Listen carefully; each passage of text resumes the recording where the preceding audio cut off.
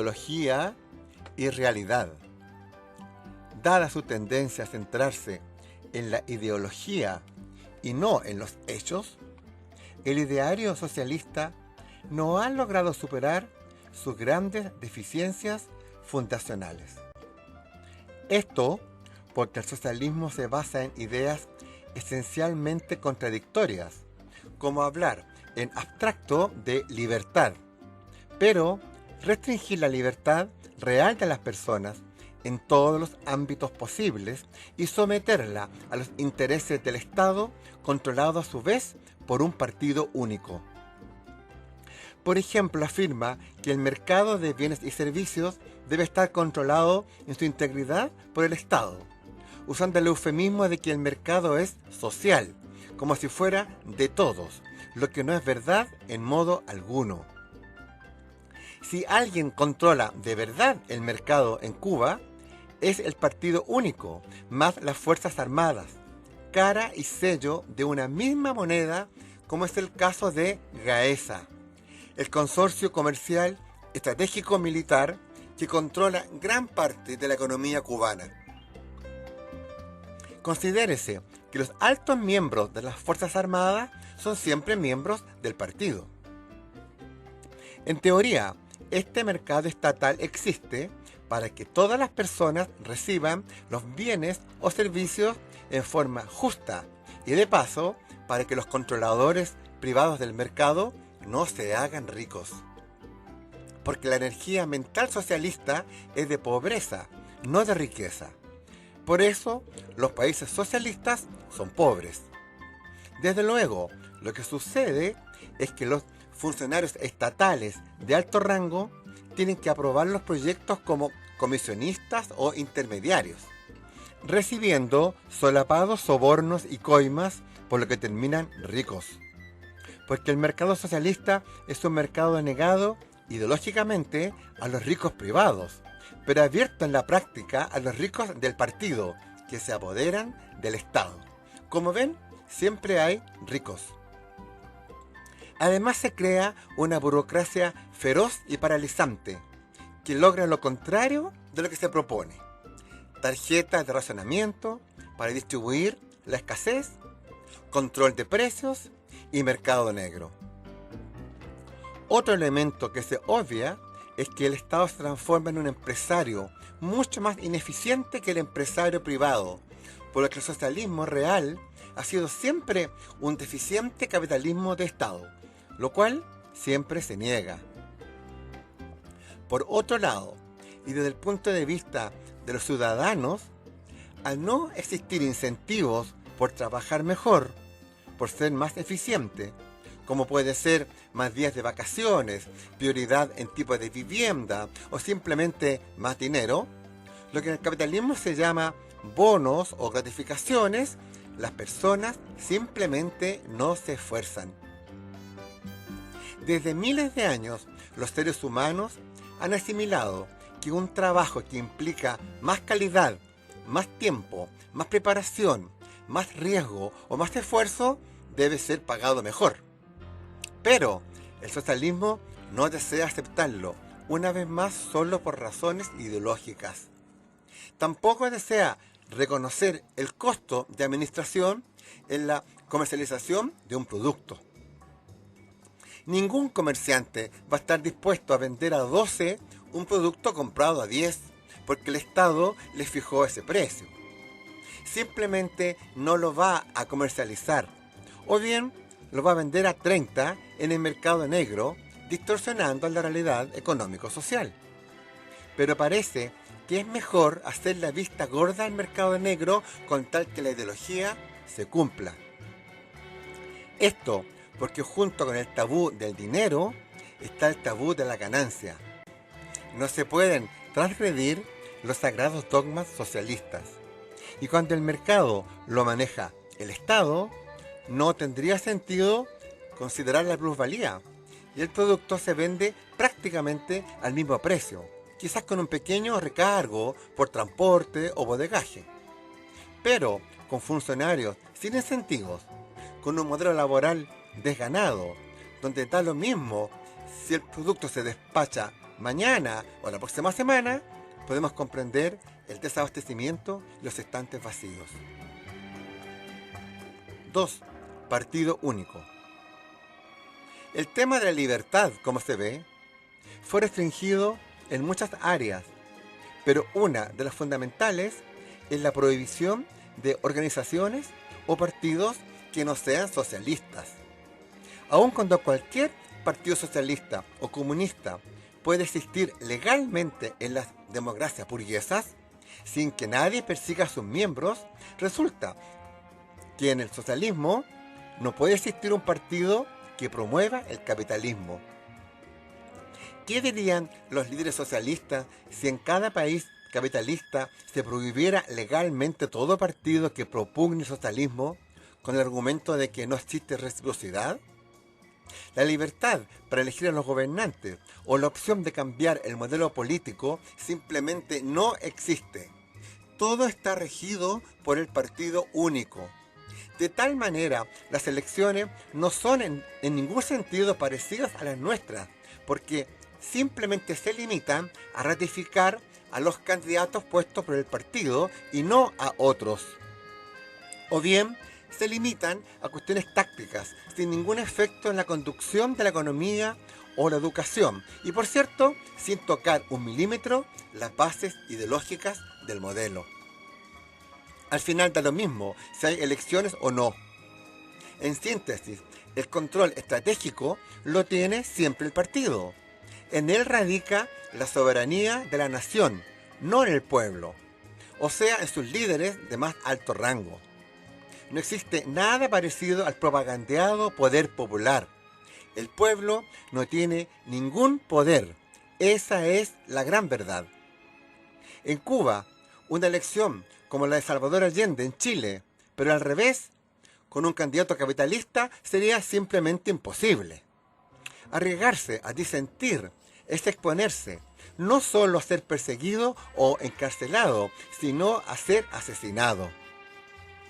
Con lo que además de la dictadura política, se consolida la dictadura del pensamiento único. Y con el control férreo de los medios de comunicación, la única verdad que se impondrá será la del partido, que además tiene el control del Estado, de las Fuerzas Armadas, del Congreso, de la economía, de la salud, de la educación, de la justicia, de la policía, de todo. El supuesto fin de las contradicciones en el socialismo teórico, expresado en el materialismo dialéctico, lleva al conservadurismo revolucionario, lo que significa en buenas cuentas que los líderes tienden a mantenerse en el poder. Los que se levantaron en armas contra el dictador perpetuo terminan también como dictadores perpetuos. Se las arreglan para formar una dinastía familiar con la que no se diferencian en nada de las dinastías principescas en las que el poder venía de Dios. En el socialismo, el poder viene del partido. 3. Los derechos humanos. Demasiada gente que se dice de izquierda no ve o no desea ver los atropellos a los derechos humanos, crímenes incluidos en los regímenes socialistas. Para muchos simplemente no existen, tal como en la dictadura de Pinochet, otros no veían los atropellos a los derechos humanos, crímenes incluidos. Para algunos, que desaparezca gente o se persiga gente en Cuba, Corea del Norte, Nicaragua o Venezuela, está bien. Total, son contrarrevolucionarios o fascistas.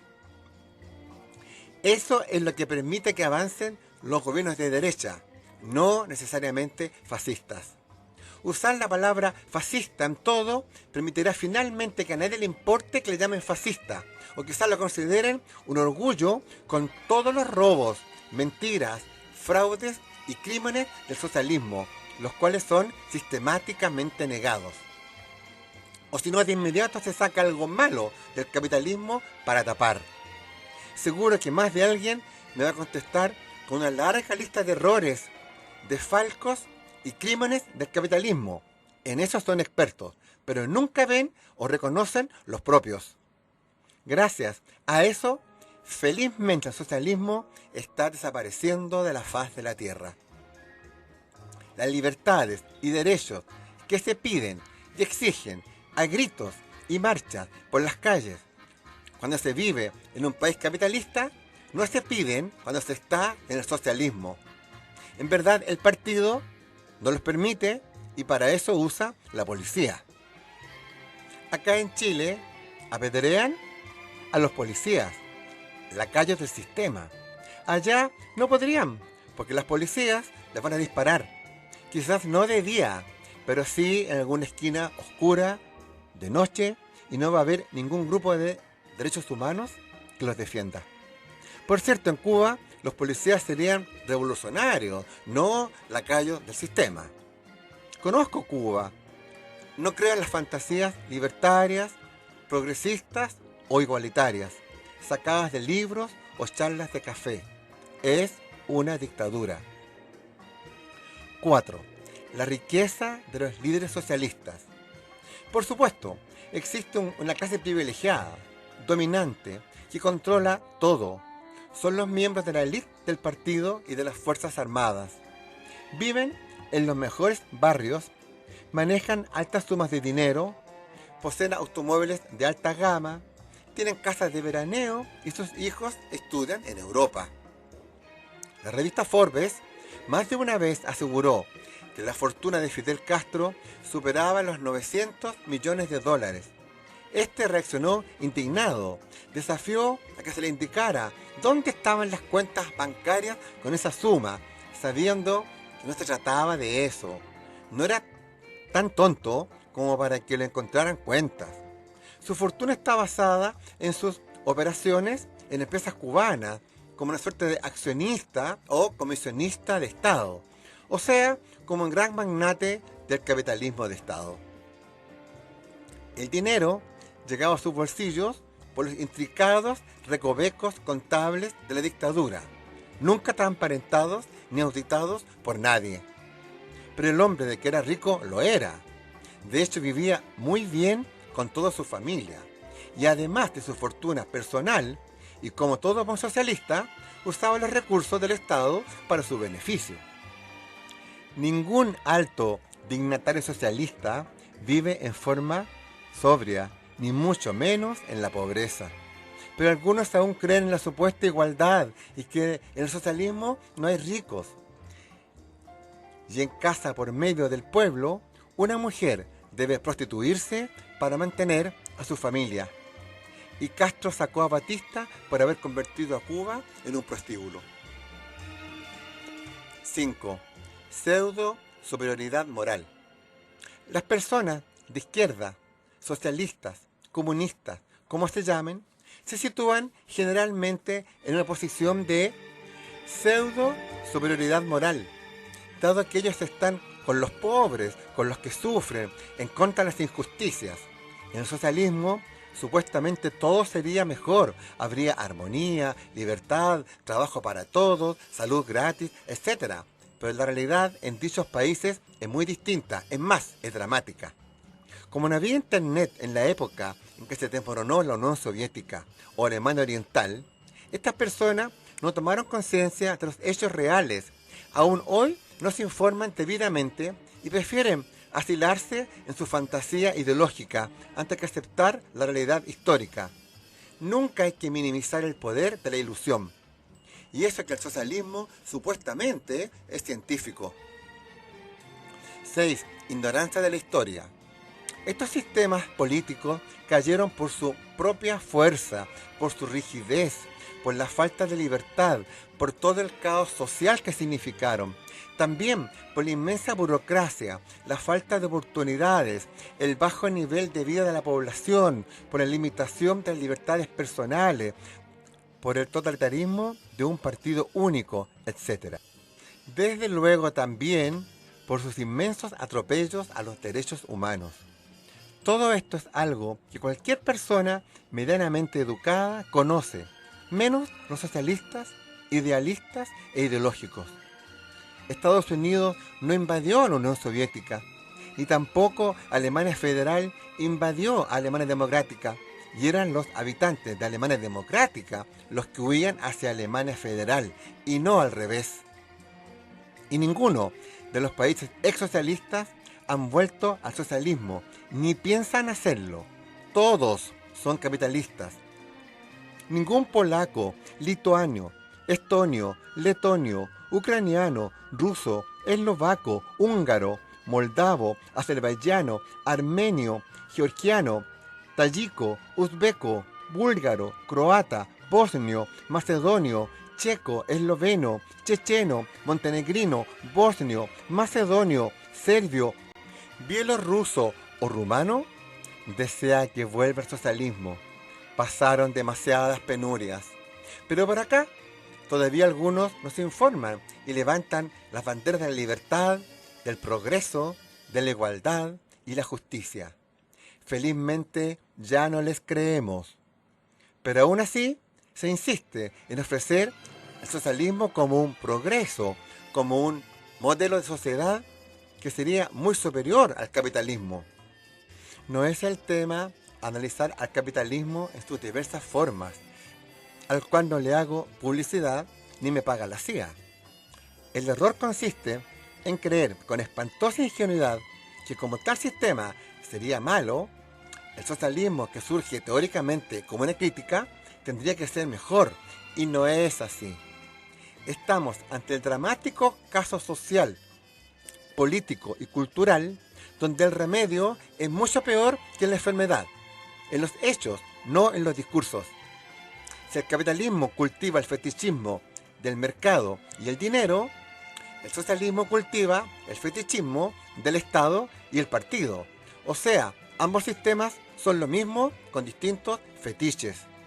Un joven Marc de los cuadernos de París de 1844 diría que se pasó del fetichismo de la mercancía al fetichismo de la ideología.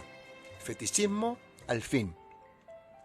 Si la idea es estar con los pobres, mejor sería perfeccionar e incluso transformar el capitalismo, dado que es hasta ahora el único sistema que genera riqueza. ¿Qué mejor muestra de este acerto que ver la pobreza de Cuba y Venezuela, países potencialmente ricos?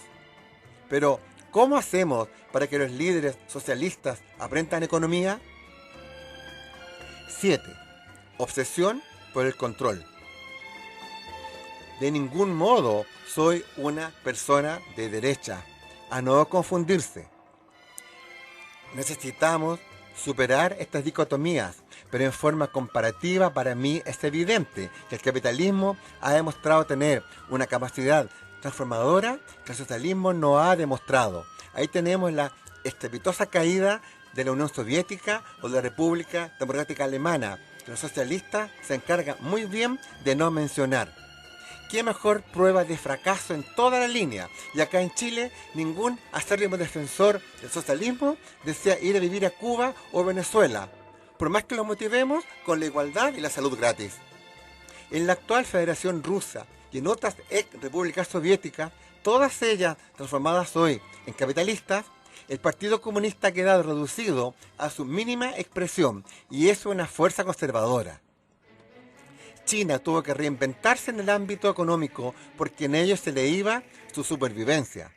Desde luego ha sido exitosa hasta aquí en su modelo híbrido en cuanto a mantener el control político con dirección del Partido Comunista, pero no aplica en casi nada la receta socialista en economía. En China existen más personas millonarias per cápita que en Estados Unidos. Pero acá, en América Latina, muchos socialistas y comunistas actúan desde una visión de supremacía moral, de progresismo, de revolución, como si aún estuviéramos en los años 60 del siglo pasado.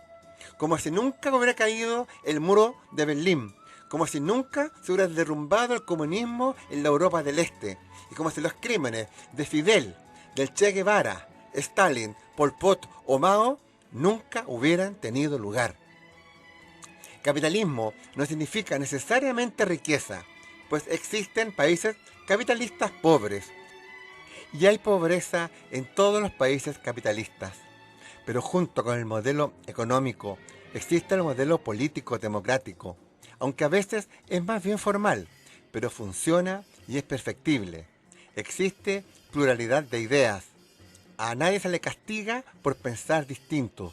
Las personas pueden generar emprendimientos, pensar por sí mismas, encauzar su creatividad e iniciativa en todos los ámbitos. El socialismo tiene la obsesión de controlar a las personas, a no confiar en ellas, valora más la ideología que la práctica. Las personas se acostumbran a recibir instrucciones e inhiben su creatividad por miedo. El socialismo, una vez en el poder, demuestra que es una fuerza conservadora. El progresismo es solo una bandera de agitación popular y de captación de incautos, un talismán verbal para alcanzar el poder. Después, nada.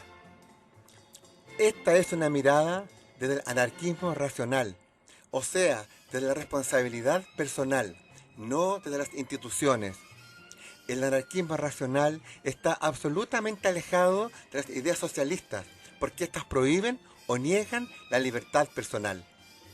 Decirse anarquista y de izquierda es o no entender nada, o traicionar los ideales anarquistas de responsabilidad personal y el no sometimiento a instituciones totalitarias como el Estado, la Iglesia o el partido. Tampoco significa ser de derecha, como se comprenderá. Más, si el liberalismo filosófico propugna la responsabilidad personal, entonces tiene más elementos afines con el anarquismo racional. Eso no significa abrazar el capitalismo actual en forma pasiva, desde luego no el modelo neoliberal al modo chileno.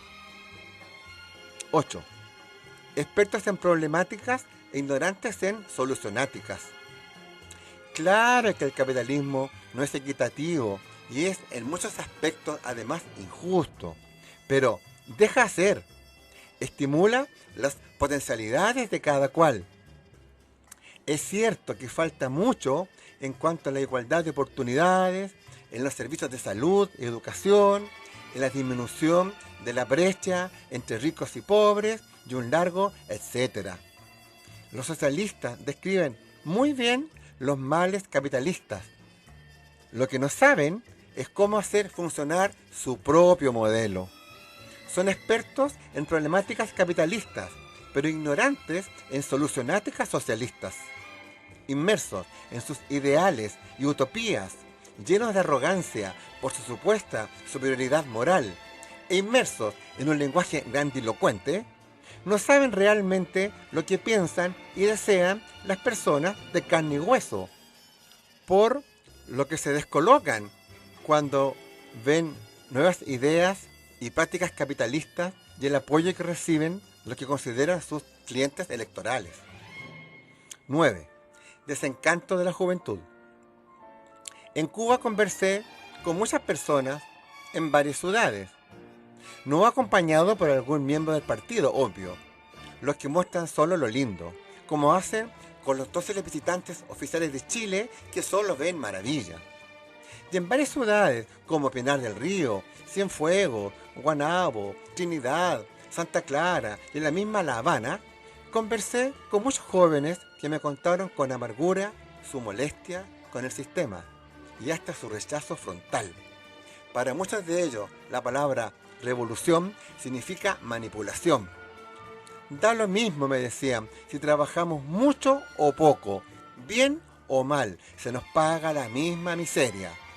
El sueldo promedio en Cuba al 2018 es de $30. Como podemos observar, de la explotación capitalista se pasó a la explotación estatista. 10. La farsa de la salud gratis.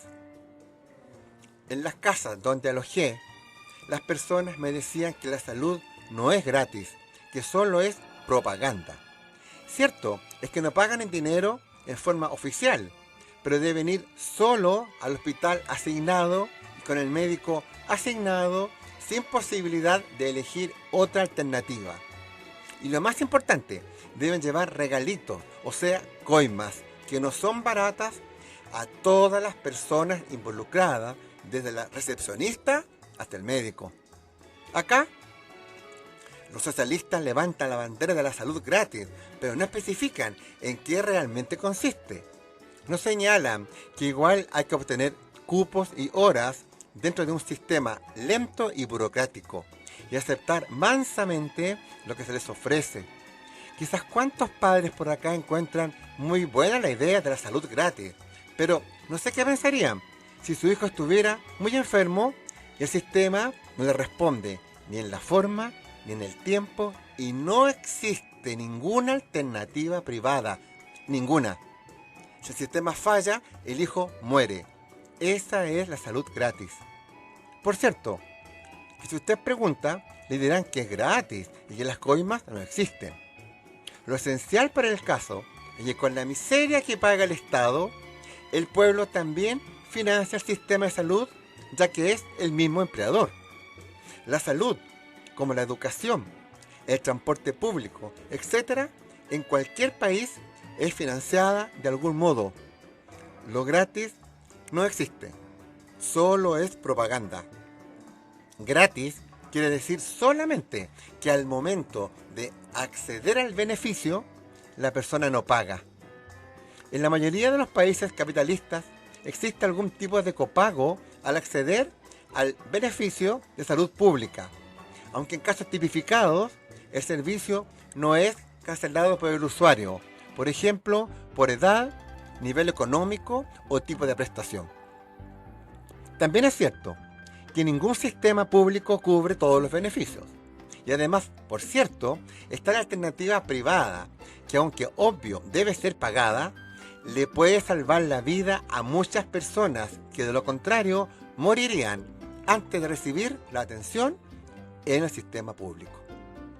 Al ser el Estado cubano el mismo empleador y al pagarle una miseria de $30 promedio a cada cubano, es el pueblo cubano, por la diferencia de ingresos, el que financia la salud pública de su bolsillo, por si queda alguna duda.